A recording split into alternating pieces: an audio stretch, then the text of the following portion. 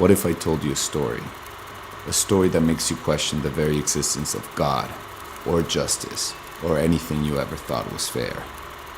What if the story was about you and the life that you woke up into one day? What if it was all up to you, and you knew all along that karma has no expiration?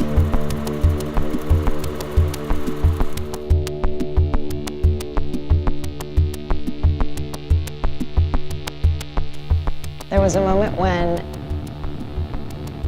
we all realized that it wasn't a malfunction in the car. It was actually a car bomb, and it was an intentional murder on our father.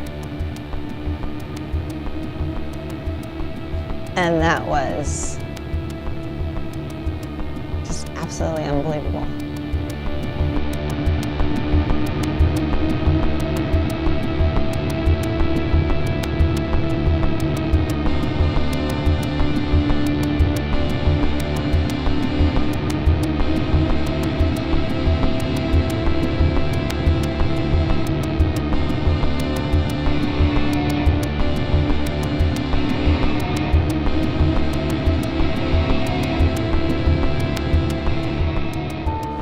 The dynamic with my father and mother was great.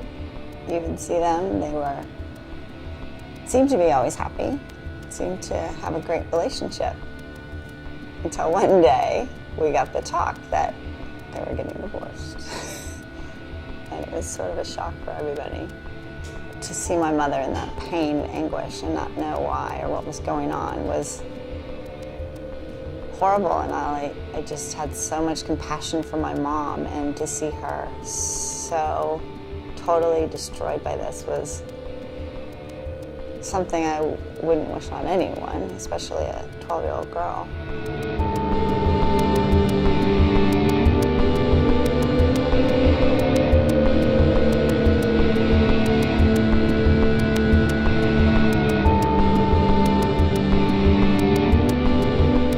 At this point, he introduced us to his girlfriend, whom we found out later he had been having an affair with.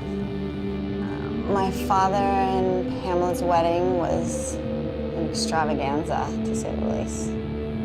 It's funny to look back at the videos and the pictures of that night and see the dynamic of everyone that was there. I'm gonna start to cry.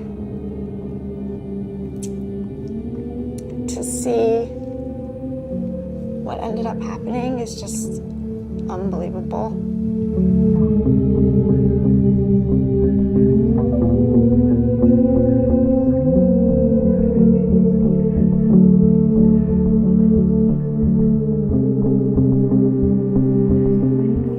I moved to Aspen for what was a season and ended up staying a couple of years.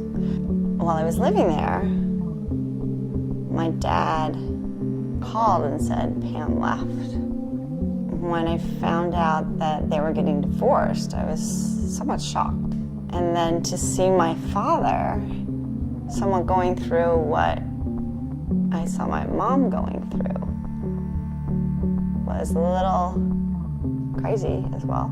It's interesting to me to look back and realize the correlation between my dad leaving my mom in a quick manner, and then Pam leaving my dad in the same manner. It's sort of like karma.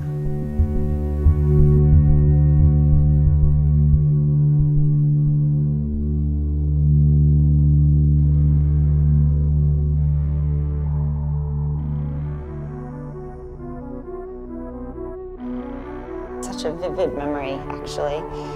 It was November 1st. I can remember flipping through every station, and every station had Explosion at La Paloma Country Club. Some of his friends were having a surprise birthday party for him. I raced home, which was only, thankfully, a couple blocks away. Mom sat me down on the couch and looked at me and said, "Your father was killed." Never once in our thought process did we have the inkling thought or anything that he was actually murdered. It was what happened to the car. You always want that one last minute after the fact.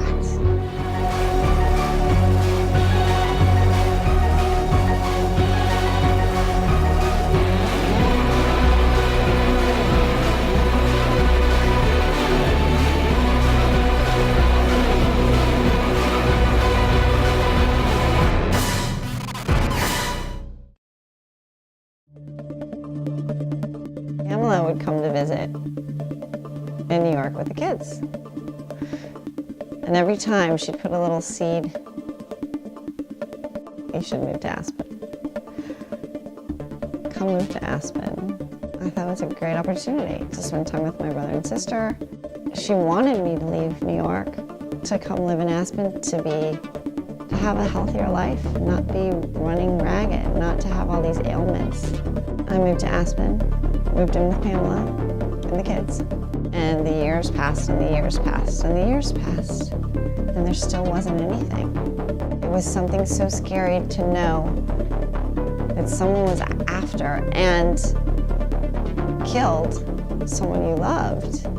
There were so many different stories people had. Pamela, some people thought it was her.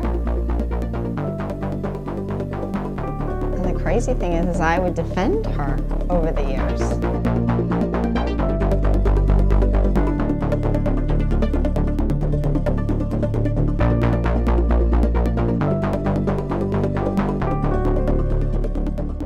I was living in Aspen with my husband and my son, and we were taking a trip to Arizona to see my mom. I turned on my phone and there were tons of messages, text message, phone message. I believe I called my mom, actually, first. And she immediately told me to call the detective. And the detective said, the America's Most Wanted worked. We found Ronald Young in Florida. They captured him, and when they captured him, they found in his possession a bunch of emails and recorded conversations between him and Pamela. They depicted the fact that he could possibly be responsible for my father's murder as well, with Pam. I mean, there was no doubt after reading those emails that she hired Ronald Young to kill my father. How could this be happening? How could this woman who I defended to my family and got in arguments, and how could she be the one that actually did it? That's what just kept going through my head. How could I be so stupid?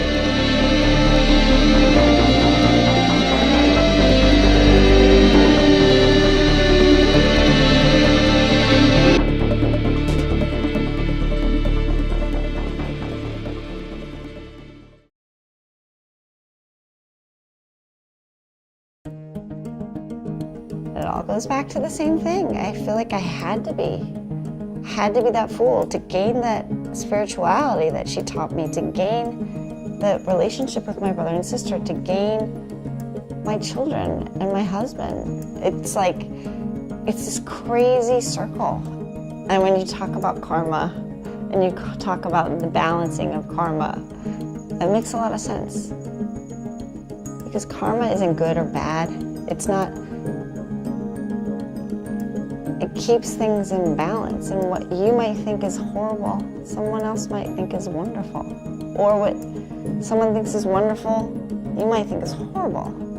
And this woman who murdered my father, she also created a chain of events in my life that I would never want to change. The thing I believe happens in your life, I know it's cliche, but it happens for a reason. People do ask me if I've forgiven Pamela, and I really haven't forgiven her. It's crazy to think the woman who murdered my father taught me my spirituality and gave me all these amazing things. It doesn't happen to you. You make it happen to you because you accept it and make it a negative. When, if you look at the positive, it can be such a huge impact, a growing impact in your life, where think of the most horrific thing that could happen to you, and it could turn into one of the most amazing things. There's nothing that's bigger than mine. There's nothing that's smaller than my situation. Everything is a situation for that person. And if you can get to that place where you realize you don't want to hurt yourself over something someone else did, because is that hurting that person? Is that getting back at them? Is that the revenge? No, it's not. It is doing nothing but hurting yourself. You either choose to be a victim of these things that happen to you, or you are the one that can make your life better from these horrible things that happen.